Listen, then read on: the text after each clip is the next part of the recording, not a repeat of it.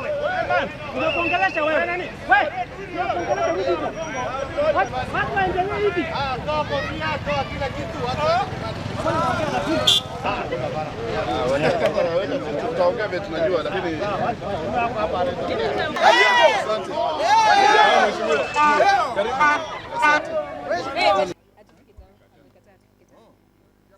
Tumekuwa na maandamano ya amani na mimi nashukuru sana polisi, kwa sababu kama sio polisi pia wametuambia hawataki vitu ziharibike town, na sisi tumesema hatutarusha mawe town. Kwa hivyo askari nasema ni asante.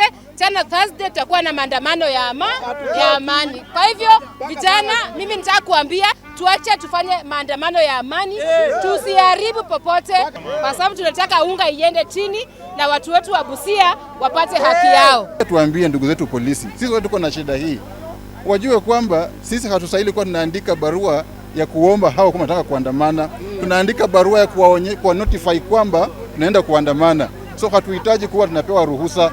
We only notify them kwamba takwenda kufanya maandamano. Sisi hatuko katika vita. Sisi tuko tunalilia mwananchi yule ambaye anatupa nafasi ya kuongea kwa niaba yake. Na ni haki yetu kuongea kwa niaba ya wananchi ambao wametupa nafasi ya kuwa wazungumzaji wao. Tuko katika maandamano yetu ya amani ya kuhakikisha ya kwamba hatutaki bidhaa kupanda bei.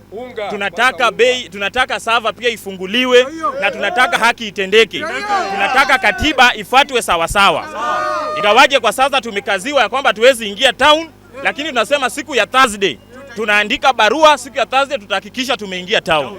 Tunaandamana kwa sababu unga imepanda bei juu, stima iko bei juu, tuwezi peleka watoto shule, tuwezi kula, na tumekuwa na maandamano ya amani. Na waachane na baba.